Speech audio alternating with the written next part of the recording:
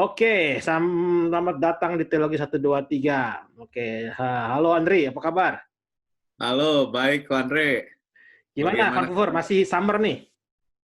Udah early fall, jadi udah mulai dingin Oh, lagi, tapi masih kadang panas juga sih, 26, tapi anginnya kencang, cuman 26 di sini. panas ya?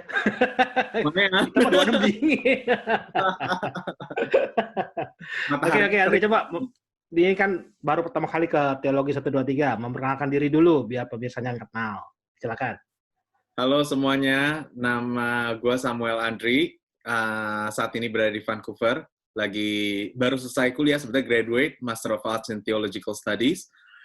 Sekarang lagi kuliah lagi, tapi sebagai certified candidate for ordination di Hmm. Presbyterian Church in Canada. Oh, oke. Masih di Ya. VTS juga kan? VST, betul, masih. Oh, sorry, VST ya. Oke, jadi pemirsa, Andri ini sama saya satu alma mater waktu di Singapura. Satu-satu sama dari gereja yang sama di Singapura, dari sekolah seminari yang sama di Singapura. Jadi ini satu seperguruan ini. Sama-sama orang orang Butong Pai ini. Oke, kita mau diskusi apa hari ini nih, Andri? Hari ini kita bahas sesuatu yang rada aneh, tapi juga udah Mhm. jarang sebetulnya untuk mau dibahas, khususnya sama generasi yang udah muda ya. Tapi Oke. beberapa 10, 12, 15 tahun lalu ini lumayan terus dibahas. Hmm, Nah, hmm. cuman gua rasa penting untuk dibahas, yaitu tentang bahasa roh kok. Oke, silakan. Gimana Mm-mm. pendapatnya nih soal bahasa roh? Ya, mungkin untuk awal-awal gue harus ceritain dulu tentang awal Hmm, mula kenapa bahasa roh sebetulnya penting untuk kita bahas ya. Jadi pemikiran tentang bahasa roh ini sebetulnya khususnya di kalangan Pentakosta karismatik itu udah biasa ya. Kita, Ko Andre, gue, kita mhm, berada di dalam gereja yang sangat berbahasa roh lah gitu. mhm, mhm, Nah, untuk beberapa lama gue juga berbahasa roh. Oke, kalau hmm, ditanya berbahasa roh, beneran berbahasa roh atau enggak, terus berbahasa roh itu kayak apa, nggak bisa dijelasin. Biasanya orang-orang hmm. di Pentakosta Karismatik kita bilangnya, ya pokoknya percaya aja, berbahasa roh pakai iman gitu Ya, ya. ya, Nah, ya. itu pun bahasa roh itu sebetulnya sesuatu yang kalau bagi teman-teman yang bukan Pentakosta Karismatik bakal aneh banget. Bahkan bagi orang Hmm. Pentakosta Karismatik pun saat ini udah mulai aneh gitu, udah mulai jarang sebetulnya. Cuman gereja-gereja tertentu.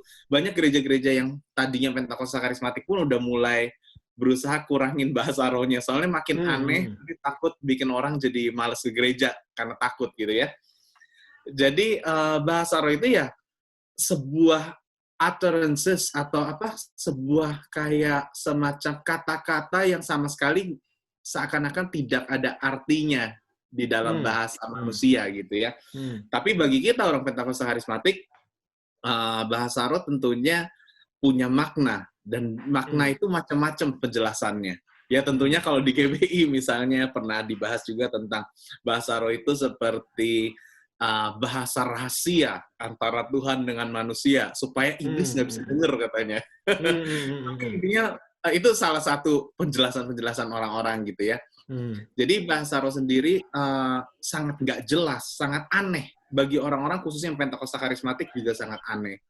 Nah, gue sebagai student of theology juga merasa hal tersebut aneh. Jadi sempat ada satu masa di dalam kekristenan gue kok di mana gue juga nggak mau berbahasa roh lagi, anti. Ya, kita Masa-masa di pernah melewati hal yang sama. betul.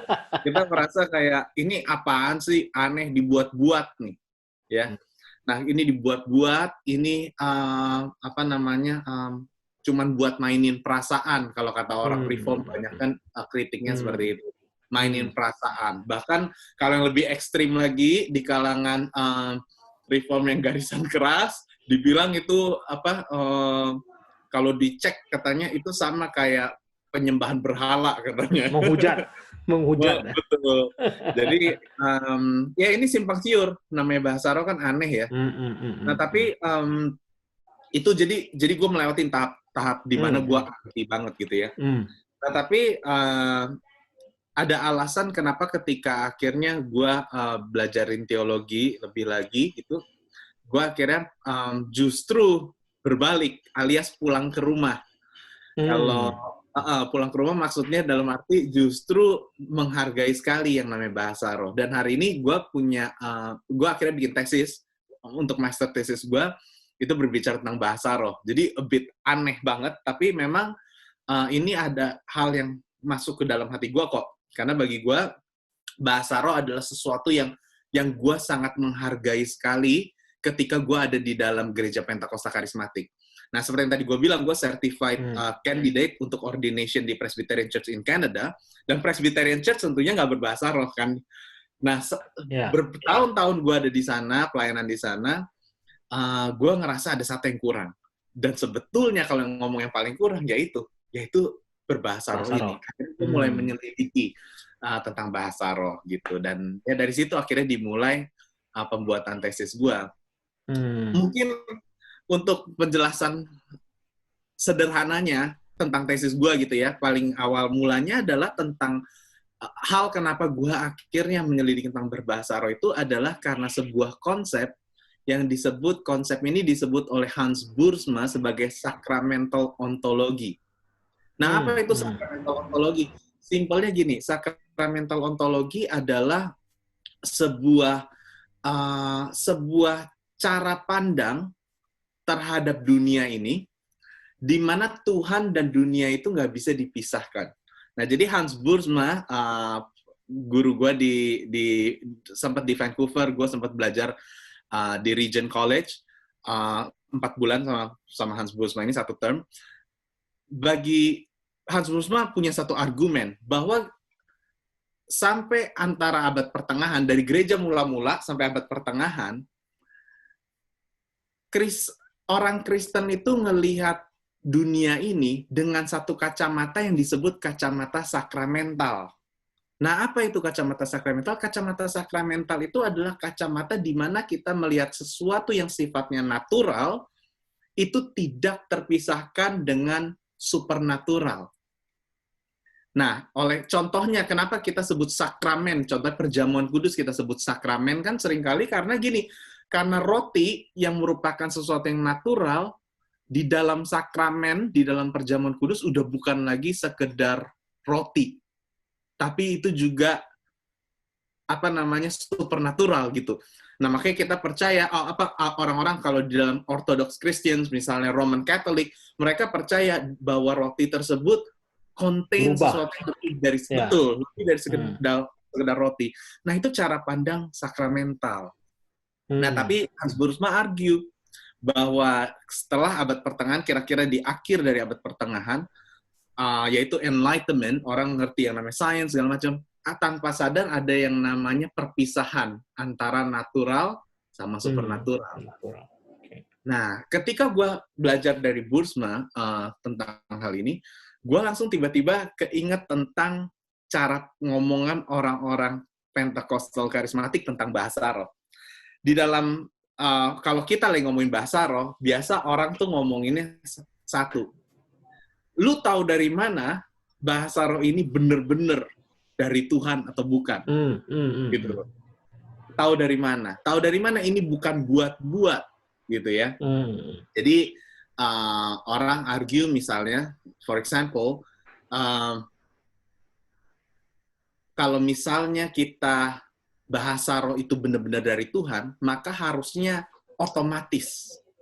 Bukan kita pakai buat-buat kata-katanya. Tiba-tiba pokoknya kayak kesambet, lu ngomong semua, ya itulah kata-kata. Itu namanya kesurupan kalau bahasa Indonesia. Betul, kayak kesurupan. Masuk kayak trans gitu ya. Sedangkan itu disebutnya supernatural. Gitu. Makanya ada banyak research, misalnya contohnya, kita sering dengar nih, kalau di GBI sering banget dengar tentang ada seorang neuroscientist yang ngecek isi otak ketika lagi orang berbahasa roh. Iya. Ada dokumentasinya juga di TV. Bener. Ya. Nah, terus di-argue bahwa ternyata otaknya itu kayak nggak bisa kita kontrol gitu. Sehingga ini membuktikan, ini nama dokternya Dr. Andrew Newberg, membuktikan bahwa ketika seorang berbahasa roh itu benar-benar kayak tadi kesurupan, kayak dikontrol sama Tuhan langsung, nggak ada hubungan sama kita. Kita nggak ada andil di dalamnya. Sedangkan orang-orang yang against bahasa roh, itu argue bahwa enggak, itu semua hanya psychological sifatnya. Jadi banyak orang-orang yang argue against, yaitu hanya dibuat-buat segala macam. Tapi ketika gue belajar sacramental ontology tadi yang gue ceritain, maka ketika kita ngelihat, andai kan kita ngelihat bahasa roh dengan sacramental ontology, maka sebetulnya kedua argumen ini nggak valid. Karena kedua-duanya argumen ini mengandaikan bahwa yang natural selalu bertentangan dengan yang supernatural.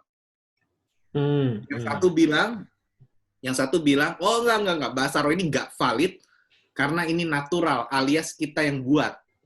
Yang satu bilang, oh enggak, ini valid karena ini supernatural, gue nggak kontrol, nggak ngapa-ngapain gitu. Nah, di dalam sacramental ontology, ketika kita melihat bahasa roh, maka kita sebetulnya sebagai orang Pentakosta bisa berargumen bahwa bahasa roh bahkan kalau kita buat-buat pun bukan berarti nggak supernatural. Karena di dalam sacramental ontology, segala sesuatu yang natural sifatnya supernatural juga, nggak bisa dipisahkan. Gitu. Nah, sayangnya teolog-teolog Pentakostal awal-awal, jadi first generation Pentecostal theologians, itu argumennya pakai enlightenment framework, alias cara pikirnya tadi tetap masih dari cara pikir memisah. Betul. Gitu. Nah, sedangkan justru second generation, third generation of Pentecostal theologians, justru mereka berargumen yang lain. Nah, tadi yang gue ngomong itu, contohnya James K.A. Smith, salah satu teolog Pentakostal, tapi dia bilang small p, P-nya small p, soalnya dia bukan bukan dari denominasi Pentakostal kayak Assemblies of God, atau Church of God. Nah, bagi dia tadi, dia buat satu argumen itu bahwa kita harus naturalizing atau menaturalkan glossolalia. Kita harus menaturalkan bahasa roh gitu. Nah, ini menurut gue cara pikir sacramental ontology ini menarik. Karena jadi membuat kita menyadari bahwa kita jadi melihat bahasa roh itu seperti sebuah sakramen gitu. Yaitu sebuah sakramen itu sesuatu yang sifatnya natural tapi juga supernatural gitu. Kenapa sih kita harus segala sesuatu yang kita buat-buat berarti nggak supernatural gitu? Kenapa sih bahasa roh harus otomatis? Nah, itu semua kalau kita cari tahu jawabannya sebetulnya based on enlightenment framework of thinking, cara pikir naturalisme disebutnya gitu. Ya, cuman tapi kadang-kadang memang untuk bahasa roh ya, memang bisa dibilang dimulai atau ditentukan oleh orang Pentakosta. Tapi kalau di sekarang, sebenarnya banyak orang-orang yang non-karismatik, non-Pentakosta juga berbahasa roh. Perbedaannya cuma satu, mereka tidak mengeneralisasi. Nah, kalau di gereja kita ya, atau di majority of Pentecostal denomination, mereka bilang tanda awal baptisan Roh Kudus itu adalah berbahasa roh. Jadi maksudnya semua orang pasti bisa berbahasa roh. Sedangkan di kelompok yang bukan karismatik atau Pentakosta, atau karismatik lah, karismatik itu berdasarkan begini, bahwa bahasa roh itu hanya gift yang diberikan kepada seseorang. Jadi nggak generalisasi semua bisa. Jadi argumen dasarnya memang bukan mereka meragukan bahasa roh sebenarnya, tapi mereka lebih meragukan bahwa itu untuk semua orang. Nah, itu sebabnya mereka argumennya, Anda mana tahu yang ini palsu, apa yang ini benar, kalau ada dua orang berbahasa roh. Satu pakai pecel lele, satu pakai laba-laba. Yang mana yang laba-laba, apa yang pecel lele yang benar? Nah, itu kan argumen mereka. Gitu. Nah, jadi sebetulnya argumen, ada dua hal nih yang tadi Pak Andri ngomong. Argumen yang pertama itu tentang harusnya semua orang bisa berbahasa roh atau enggak. Nah, kembali lagi, kata-kata bisa berbahasa roh atau enggak, itu sebetulnya masih dalam enlightenment framework of thinking. Betul. Karena seharusnya kalau tadi kita lihat dengan sacramental ontology, maka bukan lagi bisa atau enggak. Karena semua orang bisa berbahasa roh. Bisa. Berarti gue bisa ngambil satu kata, kayak chanting gitu kok. Hmm. Kalau di dalam Orthodox Christians kan seru ya, banyak chanting gitu. Chantingnya kadang apa?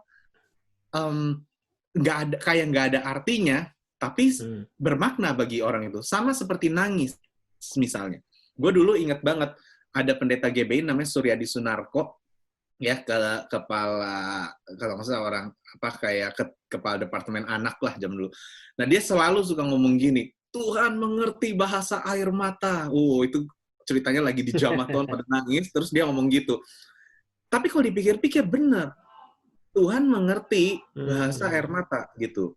Nah kalau Tuhan mengerti bahasa air mata, sedangkan air mata nggak punya bahasa, maka Tuhan juga ngerti bahasa teriakan. Misalnya kita cuma teriak, Hmm. bahasa chanting, Hmm. bahasa-bahasa yang sebetulnya non-discursive disebutnya.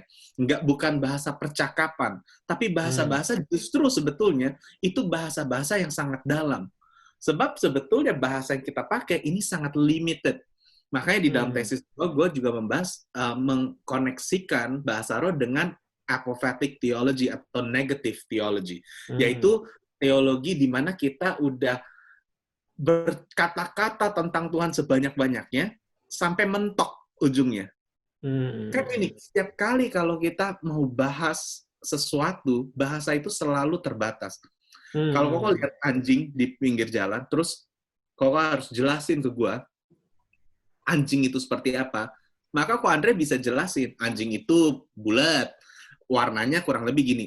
Tapi pasti dalam penjelasan ko Andre ada something yang missing. Ya, Pasti. ya, ya, ya. Nggak mungkin bisa menjelaskan betapa halusnya misalnya bulunya Hmm. atau the gradient of the colors misalnya. Nggak bisa, Hmm. pasti ada yang missing. Bahasa Hmm. itu selalu ada yang missing. Itu kata Saint Augustine, makanya di dalam pemikiran Bapak Gereja Agustinus, language itu fallen. Hmm. Karena dosa gitu kalau menurut Saint Augustine. Hmm. Nah, maka begitu juga ketika kita tadi ngomongin tentang doa atau bahasa-bahasa yang sifatnya non-discursive, sebetulnya itu lebih dalam Hmm. daripada discursive language gitu. Tapi gue mau jadi devil advocate nih sedikit nih. Kalau Ya, kalau tadi misalnya bilangnya bahwa ada apa sacramental ontology, berarti yang natural dan supranatural itu menjadi satu dan tidak bisa dipisahkan. Kalau bahasa roh itu dianggap seperti itu, maka dengan kata lain orang yang berbahasa biasa pun sebenarnya berbahasa roh. orang yang berbahasa apa? Sorry kok. Sebiasa kayak kita nih bahasa Indonesia, bahasa Inggris, atau dia bisa berusaha menjelaskan atau dia berusaha menyampaikan isi hatinya, tidak bisa berarti juga bahwa dia sedang berbahasa roh. Jadi bahasa roh itu tidak didefinisikan dengan jenis kata-katanya, tapi dengan makna katanya. Jadi kalau seandainya, ya kita ambil contoh begini, orang gagu ya, orang bisu, dia kan berkata-katanya seperti apa? Pakai sign Betul. signal, atau dia pakai mimicking lips, ya kan? Nothing. Kalau dia ngomong begitu juga suaranya nggak jelas, tapi itu berbahasa. Nah, kalau kita dengan kacamata sacramental ontology ini, berarti sebenarnya kita tidak bisa pisahkan, oh dia berbahasa roh, oh dia berbahasa manusia. Karena dua-duanya itu selalu apa interchangeable. Betul. Betul. Nah, sebetulnya justru itu bahasa roh ini sangat bagus sebetulnya untuk menjadi koneksi masuk untuk teman-teman kita yang disabilitas, Hmm, teman-teman kita yang hmm, disabled. Yaitu di mana justru kita bisa pakai ini teologi dalam bahasa roh ini untuk advocate bahwa mereka punya hmm, doa itu jauh bahkan as valid as our prayers gitu. Nah, tapi yang menarik sebetulnya yang tadi kau bilang, berarti sama bahasa biasa dengan bahasa roh itu berarti interchangeable, betul. Nah, hanya saja ini dipakai yaitu ketika bahasa roh ini sebetulnya kan sebuah experience yang hmm, berusaha hmm, hmm, hmm, dipakai sebuah term gitu. hmm, Jadi hmm, kalau hmm. ngomong betul, ya betul semua bahasa pasti bahkan detak jantung kita pun adalah doa. Kita bisa aminkan Hmm, hal tersebut gitu. hmm. Artinya setiap kedipan mata kita nggak bisa luput dari sakramental ontologi tadi. Hmm, hmm, hmm, hmm. Di Ya, mana jadi begini, kalau kita ngomong soal seperti itu, berarti tidak ada perbedaan level antara bahasa manusia dengan bahasa roh. Ini kan seringkali orang-orang yang di Pentakosta karismatik dan Pentakosta suka meninggikan bahasa roh. oh bahasa roh ini bahasa malaikat, ada yang bilang begitu kan, bukan bahasa manusia. Sedangkan kalau kita berpikir seperti yang sacramental ontology ini, berarti bahasa roh ya bahasa biasa, cuman di luar kata-kata, tata kosakata kita gitu. Nah, justru gue di sini pro dengan teman-teman. Ya udah, gue jadi yang negatif. Gue punya argumen di dalam tesis gue bahwa justru semua orang Kristen harus mengadopsi bahasa roh sebagai spiritual practice tiap hari. Ada Church of England, jadi Anglicanism, Archbishop of Canterbury, itu yang sekarang Justin Welby namanya. Oh, bukan sih itu, bukan William. Bukan Rowan Williams lagi, William. sekarang Justin Welby. Dan Justin Welby bilang bahwa dia berbahasa roh setiap pagi. Ini menarik. Oh ya, itu juga menarik karena di kampus kita, maksudnya kelas saya lah, itu ternyata kan seminari kita kan seminari Assembly of God ya, secara langsung lah ya. Itu banyak orang-orang Anglikan sekolah di sana, dan waktu kita ngobrol-ngobrol, oh dia juga bisa bahasa roh, dia juga bisa bahasa roh, dia punya hal. Kemudian waktu sekali saya dengar N.T. Wright kan biasanya pernah sebagai perjanjian baru scholar kan, dia lagi ada di radio, kalau nggak salah namanya Unbelievable, radio di London, dan ada pertanyaan soal bahasa roh, dan N.T. Wright ngaku di situ, dia bilang, oh saya juga berbahasa roh, saya setiap hari berdoa dengan bahasa roh, karena itu adalah cara saya berdoa untuk sesuatu yang saya mengerti atau di luar kemampuan saya berkata-kata, dia bilang. Dan tapi dia kasih caveat di situ, dia bilang begini, tapi saya bukan karismatik, dia bilang. Karismatik itu kan melakukan itu dalam praktis liturgi, dalam kebaktian, dan tidak, ini lebih dalam kedoa pribadinya saja. Ya, betul. Menarik. Nah, ini menarik karena gini.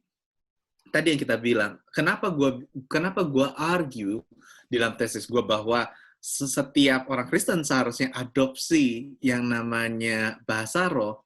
Nah, ini sebetulnya gue ngambil konsep ini dari seorang Anglican theologian, profesor di Cambridge University, namanya Sarah Coakley. Sekarang udah retired dari Cambridge University. Ya, nah Sarah Coakley ini punya satu argumen yang menarik tentang bahasa roh. Tapi gue nggak tahu nih, kita masih ada waktu nggak untuk bahas ini? Terus. Oke. Paling dipotong jadi 2. Part 1, part 2. Nah, di dalam bukunya Sarah Coakley, nih gue ada bukunya. Bukunya ini God, Sexuality, and Self. Sarah Coakley itu punya satu argumen bahwa kita punya pandangan tentang Trinitas itu tidak akan pernah bisa sempurna kalau tidak di dalam non-discursive prayer. Gue akan jelasin, rada bingungin tapi gue akan jelasin sedikit. Oh, ini penting dijelaskan pelan-pelan, nanti kita kasih lihat ke salah satu suhu kita. Nah, Sarah Coakley ini menarik karena Sarah Coakley ini argue begini kok. Kalau kita melihat pandangan teologi tentang Trinitas, ya, maka kan ada konsili-konsili yang udah membahas tentang Trinitas. Ya, di dalam konsep Trinitas itu ada 2 hal utama. Satu, Trinitas itu harus mempertahankan bahwa Allah itu satu. Gitu ya. Tapi yang kedua, kita juga harus mempertahankan bahwa ada 3, ada Allah Bapa, Allah Anak, ada Roh Kudus. Yang ketiganya adalah satu, gitu ya. Nah, secara intelektual kita bisa mengatakan hal tersebut. Tapi pada kenyataannya menurut Sarah Coakley ada yang namanya practical subordinationism.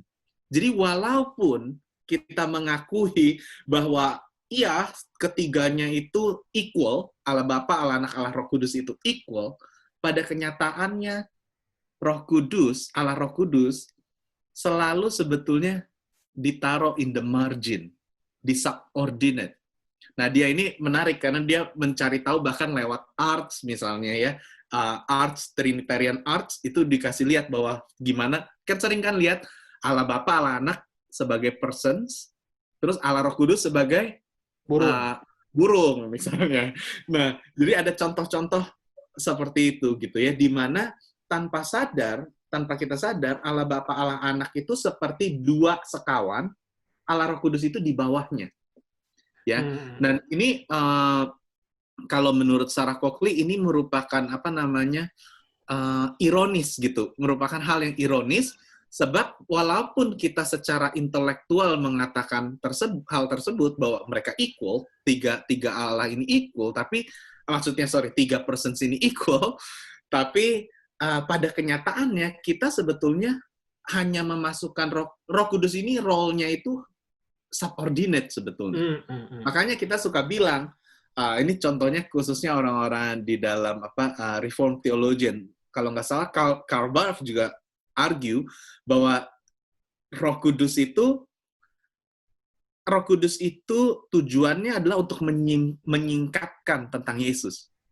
Ngerti ya di sini? Jadi seakan-akan kalau dalam bahasa Sarah Coakley, Roh Kudus ini sebagai second purveyor yang ada gitu. Jadi ini kalau kita lihat sebetulnya kita bisa lihat ini di dalam Gospel of John. Di dalam Gospel of John, si Trinitarian itu ada Allah Bapa, terus ada Allah Anak, ada Allah Roh Kudus, ya kan? Terus kan dibilang kan Allah, misalnya ketika Tuhan Yesus naik ke surga, dibilang menjanjikan penolong, ya, penolong ini Allah Roh Kudus yang akan menuntun jemaat. Jadi ini kayak ada hierarki lah gitu. Nah, tapi yang menarik Sarah Coakley itu mengambil pengertian atau konsep Trinitas bukan dari Gospel of John, melainkan dari kitab Roma, yaitu Roma 8 ayat 26. Akan gue bacain ya, ini bahasa Inggrisnya. Likewise, the Spirit help us in our weakness, for we do not know how to pray as we ought, but that very Spirit intercedes with sigh to deep for words.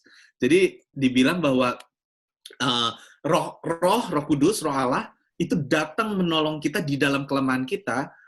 Yang menariknya dibilang gini, kita sebetulnya nggak tahu bagaimana seharusnya kita berdoa, tetapi Roh itu sendiri yang menghadap Allah untuk berdoa bagi kita on behalf of us. Nah, lihat di sini ada sebuah Trinitarian yang sifatnya refleksif. Jadi seperti ini, Allah Bapa, Allah Anak, dan Allah Roh Kudus. Allah Roh Kudus di sini yang membawa kita untuk masuk ke dalam kehidupan Trinitas ini. Ini mungkin bahasanya rada membingungkan karena gue bener-bener nggak belajar ini dalam bahasa Indonesia. Jadi kok kata-kata bahasa Indonesia rada membingungkan kok. Tapi intinya gini, di dalam Roma 8 ayat 26, Roh Kudus itu berdoa on behalf of us. Menarik manusia, ciptaan, the whole cosmos on behalf of us, untuk masuk ke dalam kehidupan Trinitas atau the life of the Trinity, the divine life gitu, yang udah ada. Nah, bagi Sarah Coakley, justru di dalam konsep Trinitas inilah kita bisa sungguh-sungguh mengaminkan sesungguhnya bahwa tiga persons ini equal. Ada pertanyaan nggak kok? Mungkin ada membingungin nih. Ya, memang kalau belajar soal Trinitas itu kan ada dua kubu ya. Kalau dari kubunya Agustinus itu kan bilang Allah, bahasa Trinitas yang benar ya, tidak ada Allah Bapa, Allah Anak, Allah Roh Kudus, yang adanya Allah, satu Allah. Itu Bapa, Anak, Putra, dan Roh Kudus. Kalau disebut Allah Bapa, Allah Anak, Allah Roh Kudus, tidak tiga Allah dong. Bahasanya agak kurang benar. Tapi ya gini, menurut Agustinus itu Bapa dan Anak ini ya saling mencintai. Ya, dia dicintai dan mencintai. Nah, untuk yang cinta ini tengah itu adalah Roh Kudus. Betul.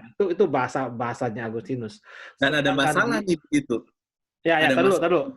Ya, taruh. Terus di timur Allah Bapa ini yang memberikan kehidupan kepada Anak dan Roh Kudus. Jadi memang terlihat hierarkikal gitu ya.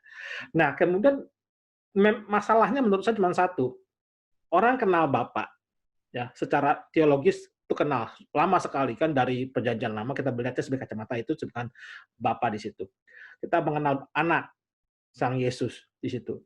Roh Kudus ini tidak terkenal. Karena apa? Karena dia muncul dalam kehidupan gereja seterusnya. Jadi perjalanan Roh Kudus itu memang tidak dibukukan secara khusus, karena merupakan kehidupan. Nah, atau waktu ini saya pernah di kelas Pentakosta saya pernah ada yang bilang begini, supaya kita bisa mengenal ketiga pribadi Allah itu tanpa Roh Kudus, ya tanpa kita hidup dengan Roh Kudus atau dalam hidupnya berhidup dalam Roh, kita tidak akan bisa melihat kedua pribadi yang lain. Jadi secara nggak langsung yang Coxley tadi bilang bahwa untuk kita bisa menghayati atau menghidupi kedua pribadi Allah tersebut, memang kita harus hidup dalam Roh atau dibawa oleh Roh, direngkuh oleh Roh untuk masuk ke dalamnya. Seperti teologi dualitas Kristus, bahwa sang Sabda itu menjadi manusia, jadi dia turun merengkuh sang kosmos ke atas. Jadi memang seperti ya kurang lebih sama seperti itu. Tapi memang terus terang menurut saya teologi Roh Kudus ini agak kurang memang. Kita lebih sering mengenal dualitas, apalagi sekarang yang di GBI makin tren anti trinitas, ya itu yang lain lah ya.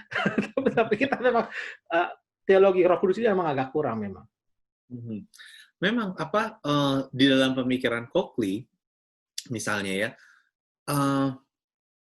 Roh Kudus itu bukan sekedar cuman pembantunya Tuhan Yesus. Karena kita seringkali berpikir Roh Kudus itu ya memperkenalkan kan, membawa orang kepada Tuhan Yesus gitu. Jadi seakan-akan kayak pembantunya Tuhan Yesus. Nah, itu kan soal pertobatan kan? Betul. Nah, seakan-akan nggak ada pribadinya sendiri gitu. Tapi sedangkan pada kenyataannya memang kalau kita mau uphold atau kita mau mempertahankan equality of the Trinity of the three persons, maka kita harus bisa harus bisa mempertahankan hal itu dengan cara gimana? Nah, kalau menurut Coxley, intellectual orthodoxy, ya artinya kalau gini loh, kita punya philosophical penjelasan bahwa tinggal segala macam, itu menurut Coxley akan ujung-ujungnya tetap sama, akan membawa kita kepada yang namanya practical subordination tadi. Ya, setuju. Justru cara satu-satunya untuk kita bisa uphold Trinitarian theology bukanlah dengan intelektual tadi, tapi dengan yang namanya tadi, yaitu kita masuk ke dalam sebuah experience. Iya, yang disebut non-discursive prayer tadi. Dan dalam hal ini orang banyak yang ngomong tentang speaking in tongues, tentang berbahasa roh. Karena hanya di saat non-discursive prayer, kita udah nggak lagi memakai rasionalitas kita untuk berpikir tentang Tuhan. Nah, tapi lihat nih, ada danger-nya di sini. Danger-nya adalah untuk gereja, masalahnya adalah untuk gereja, akhirnya ini subvert atau melawan hierarki gereja. Coba bayangin. Makanya ini di GBI suka masalah kan? Kenapa GBI pecah-pecah mulu? Bukan GBI, sorry. Pentakosta Karismatik kenapa pecah-pecah mulu? Ya karena itu. Orang bisa tiba-tiba berbahasa roh misalnya, terus bilang, saya mendengar dari Tuhan ini. Ini resiko. Kalau kita bilang bahwa Trinitas hanya bisa di-uphold dengan tadi masuk ke dalam sebuah experience, non-discursive prayer, maka kita juga harus menerima kenyataan bahwa ini risky. Risky terhadap gereja, kedua terhadap yang kita percaya sebagai ortodoksi. Pada gereja yang tadi gue bilang, bisa melawan pimpinan gereja dengan mudah. Makanya di dalam Pentakosta Karismatik menarik, pimpinan gereja gampang banget dilawan oleh jemaat, oleh teolog Facebook juga. Dengan pewahyuan khusus yang kita anggap gitu. Itu bahayanya di situ. Coxley mengakui hal tersebut gitu. Akhirnya banyak yang aneh-aneh masuklah ke dalam cults gitu ya. Tapi juga bahaya juga karena hal tersebut non-discursive prayer tadi yang kita berharap untuk uphold Trinitarian tadi itu juga membuka kemungkinan berimplikasi bahwa kebenaran itu atau ortodoksi itu belumlah final. Tapi masih di dalam pewahyuan Roh Kudus yang masih terus-menerus. Gitu. Jadi, bayangin, selama ini orang kalau bahas Trinitarian Theology, kita selalu bilang, ini loh, Council udah ngomong hal ini. Kita berpikir ortodoksi itu sebegitu pentingnya, dan kita selalu mengacu kepada intellectual orthodoxy. Tapi pada kenyataannya adalah di dalam non-discursive prayer atau di dalam experience yang too deep for words, kalau di dalam Romans 8 ayat 26 tadi, terlalu dalam untuk kata-kata, hanya di dalam saat itulah Trinitarian theology, Trinitarian ortodoksi itu bisa tercapai. Jadi lucu ya, ada apa namanya paradoks di sini. On one hand, kita mau bilang bahwa ya kita harus percaya Allah Bapa, Allah Anak, Allah Roh Kudus equal, Trinity gitu ya.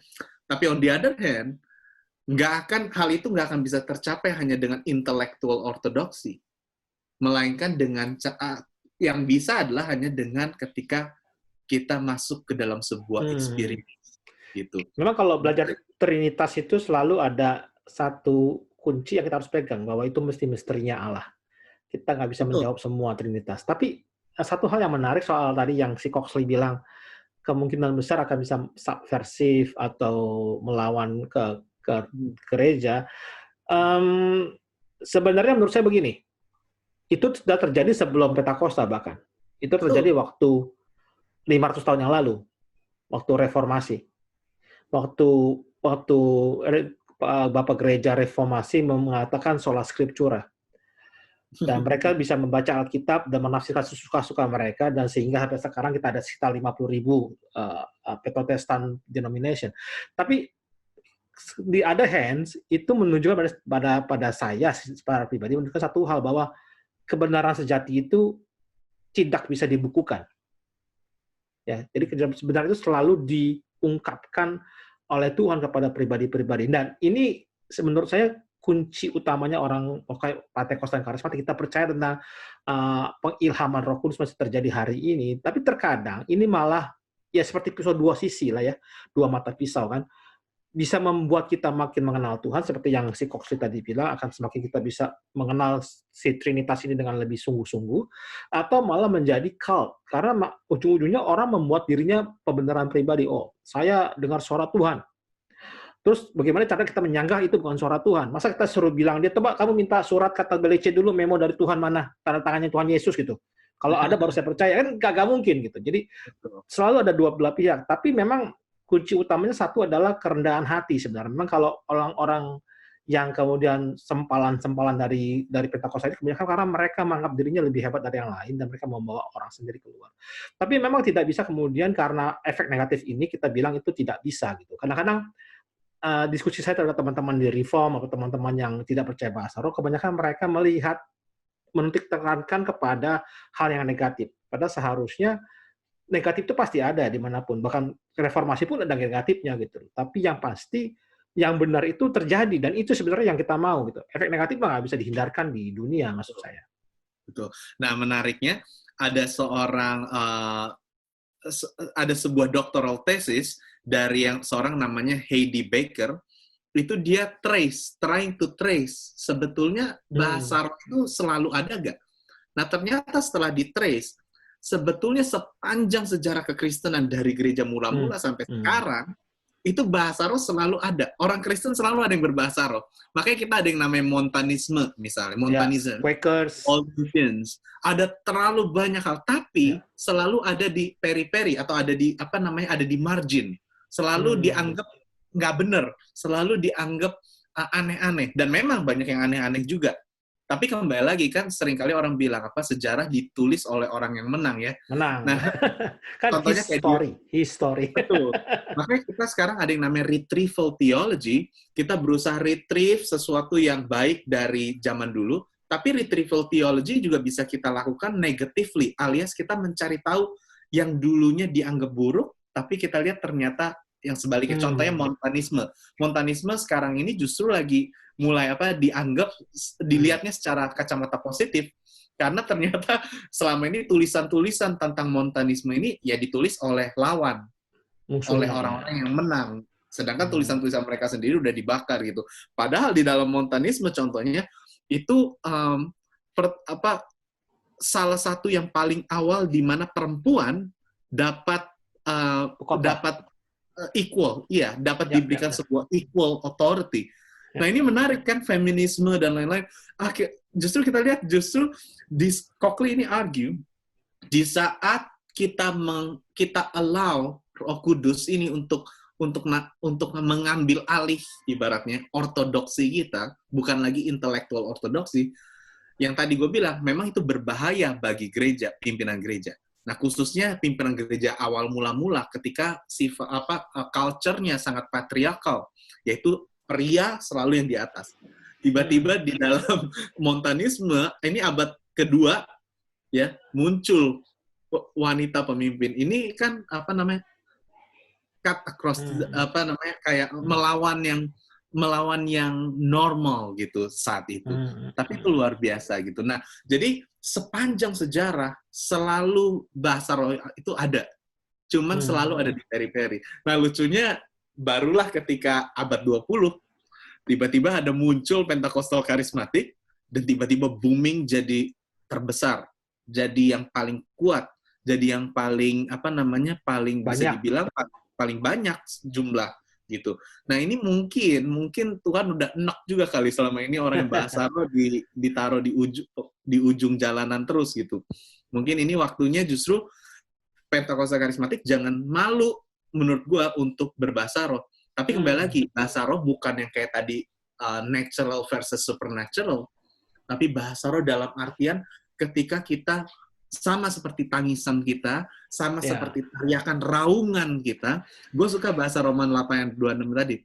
Adalah Roh Kudus yang meraung, berdoa gitu loh.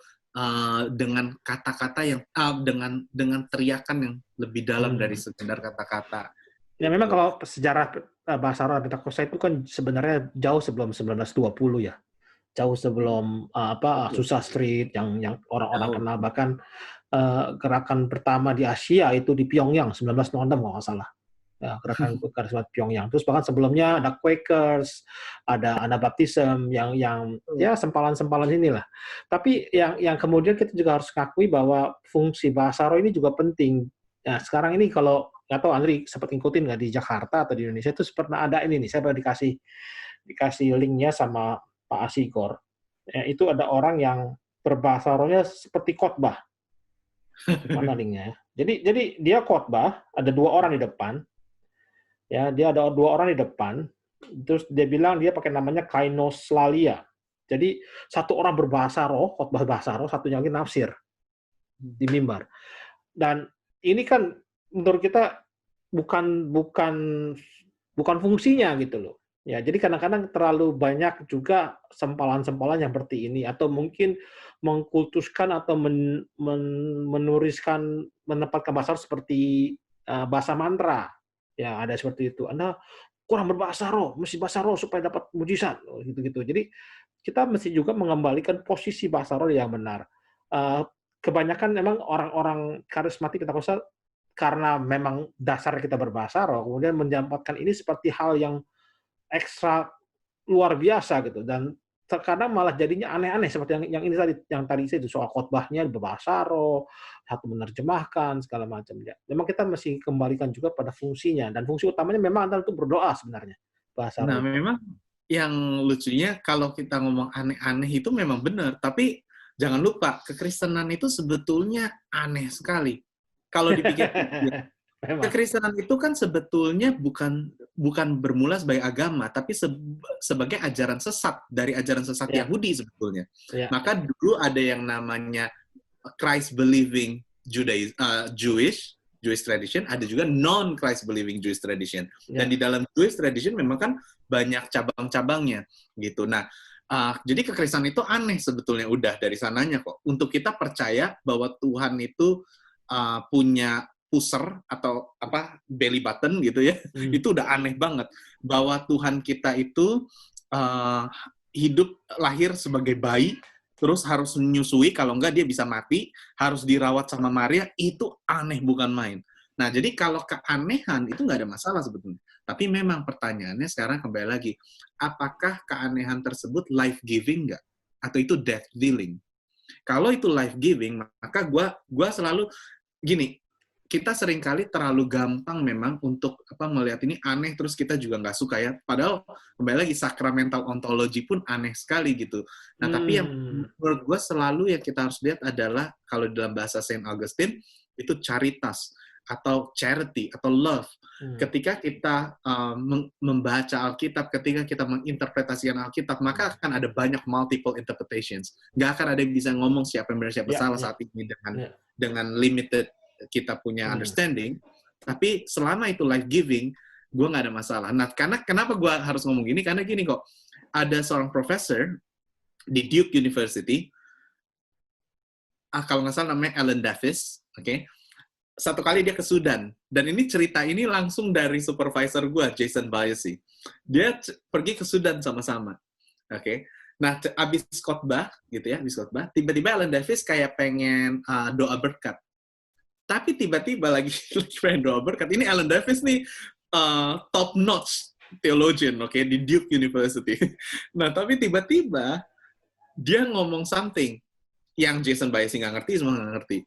Begitu amin, orang-orang Sudan di situ semuanya tercengang-cengang karena itu ya ternyata yang dipakai bahasanya bahasa mereka. Sudan. Ya. Bahasa yang mereka ngerti. Entah ini miracle of speaking in tongues atau miracles of hearing. Nggak ada yang bisa tahu. Karena ada orang yang argue bahwa kisah di dalam Kisah Para Rasul 2, ketika ingat kan ada banyak bangsa mengerti tiba-tiba, itu ada orang, salah satunya Luke Timothy Johnson atau James Dunn juga, mereka argue bahwa sebetulnya yang terjadi itu bukan bahasa roh, tapi miracle of hearing. Orang-orang tiba-tiba ngerti aja, bahasa rohnya padahal mah babbling aja, ayo ngasal gitu. Tapi tiba-tiba orang ngerti semua. Gitu. Nah, sama ketika lu bayangin ya kok, ketika istri gua nangis, atau ketika istri lu nangis, somehow lu ngerti apa arti tangisannya. Somehow lu ngerti aja. Ya tentu kita sebagai manusia tentu nggak ngerti. Tapi bayangin Tuhan. Tunggu lu punya anak, lu ngerti deh kalau anak lu nangis kayak apa. Bener. Itu terutama waktu yang bulan-bulan pertama, ini nangis kenapa ya? Digendong masih nangis, kasih susu masih nangis. Nah, lama-lama lu tahu, oh ini nangisnya beda. Beda ya, udah tahu. Udah betul tangisan itu.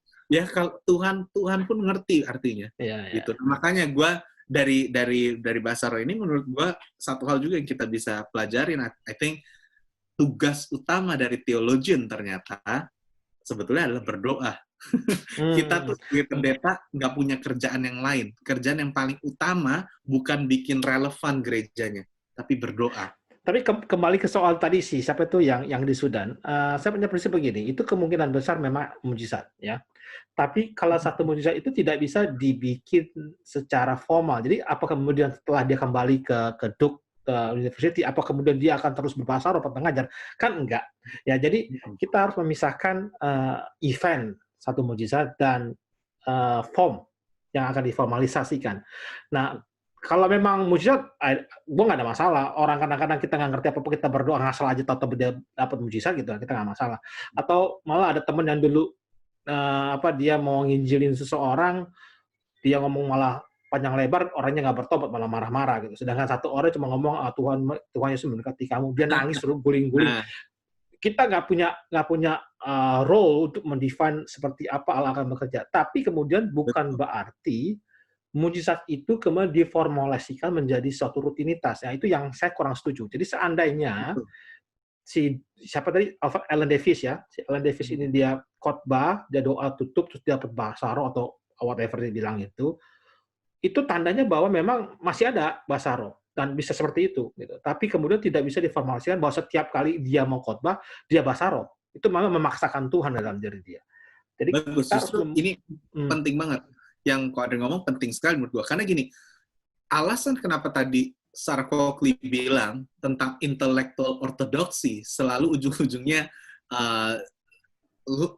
fall short dari yang namanya Trinitarian reflection adalah karena gini, karena kan gini, permasalahan dari intellectual orthodoxy adalah kita membakukan sesuatu. Betul.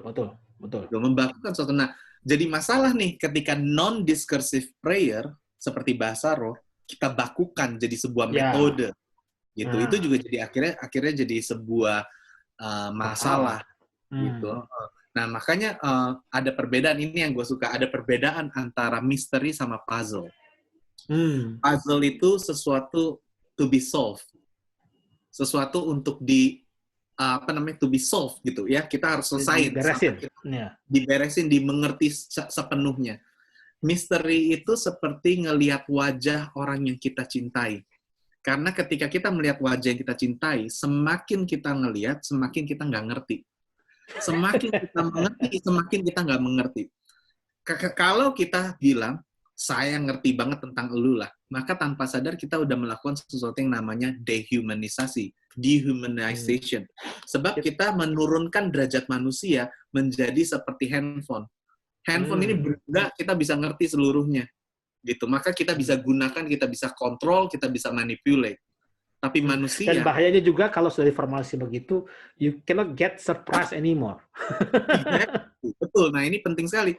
Nah, oleh karena itu ketika kita bilang Tuhan itu misterius, ya, itu sebetulnya hanya ketika kita bilang Tuhan itu misterius, maka kita bilang bahwa Tuhan itu layak untuk dipuji dan disembah. Karena yang membuat kita wonder, amazed, terhadap Tuhan adalah sisi misterius tadi.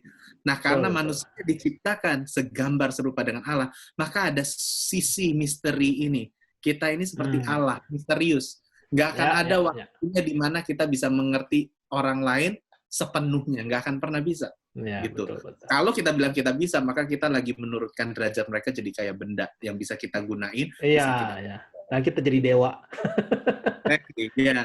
Dan ini pelajaran penting menurut gue dari non-discursive prayer, di mana kita justru let go our rationality, ya, untuk justru masuk ke dalam experience Trinitarian yang sepenuhnya, di mana kita allow Sang Roh atau Roh Kudus untuk menarik kita masuk ke dalam kehidupan Trinitarian ini. Rada bingungin kalau orang belum belajar Trinitarian, gue yakin nih kalau pendengar belum belajar tentang Trinitarian Theology, tapi itu namanya sesuatu yang sifatnya non-discursive prayer. Seperti Ya kayak Pak Joas bilang, kalau kita belajar teologi Trinitas, harus selalu siapkan sisi satu bahwa itu tetap misteri. Nggak boleh dibakukan, nggak boleh dikotakkan jadi yang sesuatu yang baku. Ya. Betul. Oke, udah hampir sejam nih kita ngobrol-ngobrol nih, Andre. Mungkin dikasih kesimpulan aja sebelum kita tutup. Apa kesimpulannya nih kira-kira? Kesimpulannya menurut gua, kita jangan terburu-buru untuk mengejar yang namanya relevance. Music yang relevance atau segala sesuatu yang relevance, tapi justru harus membiarkan kekristenan itu seaneh-anehnya menurut gue. Dan bahasa roh adalah salah satu yang aneh. Aneh di sini bukan aneh yang ugly aneh ya. Kan ada ugly weird, ada beautiful weird. Nah, gue lagi bicara tentang beautiful weird di sini, bahwa kekristenan itu harus selalu jadi hal yang aneh gitu. Yang nantinya ketika orang udah nggak bisa cari dimanapun, mereka datang ke gereja, mereka bisa nemuin yang mereka nggak punya. Dan menurut gue salah satu hal yang kita bisa tawarkan sebagai orang Kristen adalah sebuah spiritual practice yang lebih dari sekedar kata-kata.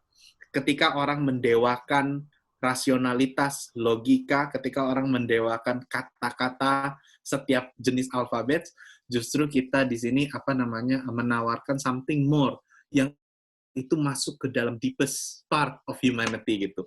Dan gue punya cerita, gue akan akhiri dengan sebuah cerita, boleh ya? Ceritanya terkenal sebetulnya, tentang seorang kakek lagi jalan, tiba-tiba lewatin kamar cucunya. Cucu wanita ini lagi dalam sikap doa berlutut, tapi dia doanya cuma gini, A, B, C, D, E, F, G, H, I, J, K, L, M, N. Lah bingung, si kakeknya nanya, kamu ngapain? Katanya. Terus si anak ini bilang gini, saya berdoa, tapi saya lagi bingung mau ngomong apa ke Tuhan. Jadi saya kasih aja setiap alfabet yang saya tahu, saya yakin Tuhan nanti bisa atur alfabetnya jadi kata-kata dan bisa ngerti apa yang saya sedang doakan. Nah itu menurut gue indah gitu ceritanya, bahwa Tuhan bisa ngerti bahasa air mata, Tuhan bisa ngerti raungan setiap kita, dan justru jadi masalah ketika kita nggak memberi ruang untuk hal ini. Dan bahasa roh sebetulnya salah satu spiritual practice yang harus kita kembangkan terus. Oke, sip. Terima kasih nih Andre. Nanti untuk pemirsa Teologi 123, jika ada mau komen atau mau usul tema-tema untuk diskusi berikutnya, silakan taruh di forum atau taruh di komen di bawah. Nanti kita carikan juga narasumber yang lain. Oke, terima kasih semuanya. Terima kasih Andri, sudah malam nih. Thank you. Bye.